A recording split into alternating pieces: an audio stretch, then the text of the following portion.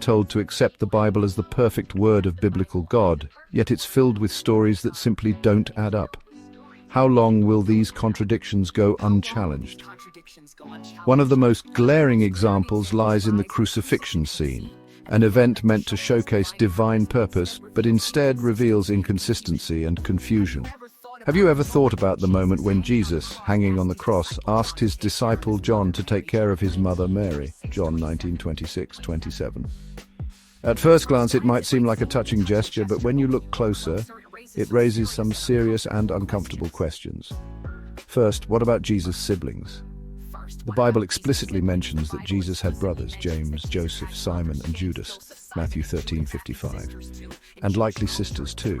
In Jewish culture, it was the responsibility of the eldest son to ensure the family's well-being.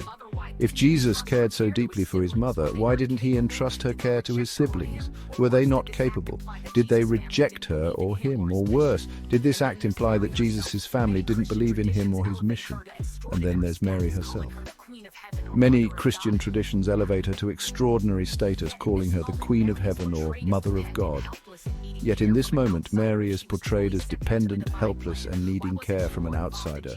If she was truly central to the divine plan, why wasn't she more involved in Jesus' ministry or the early church? After this moment at the cross, she fades from the narrative entirely.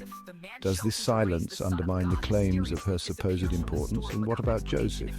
The man chosen to raise the Son of God mysteriously disappears from the story without explanation. If the Bible is divinely inspired, why is such an important figure treated as an afterthought? Was his absence overlooked, or was it intentionally omitted because it didn't fit the narrative? Then there's the choice of John. Jesus knew that John would later face persecution and exile on Patmos. If Jesus was all-knowing, was this really the best plan for his mother's care? Did he knowingly hand her over to a man who would eventually leave her behind? Lastly, the broader context makes this even more puzzling. If Jesus is part of the Trinity and co-equal with biblical God, why would Mary even need human care? Couldn't Jesus as divine provide for her in a miraculous way? Why didn't angels descend to take her to safety or to the heavenly throne she's later ascribed in Catholic traditions? Instead, we get a very human story, full of loose ends, contradictions, and unanswered questions. When you piece it all together, it doesn't feel like the flawless narrative of a divine plan. Instead, it seems like a patchwork of human ideas and agendas, riddled with inconsistencies. Doesn't it make you question how much of this story was shaped to serve human purposes rather than divine truth? The story of Jesus entrusting Mary to John raises critical lessons.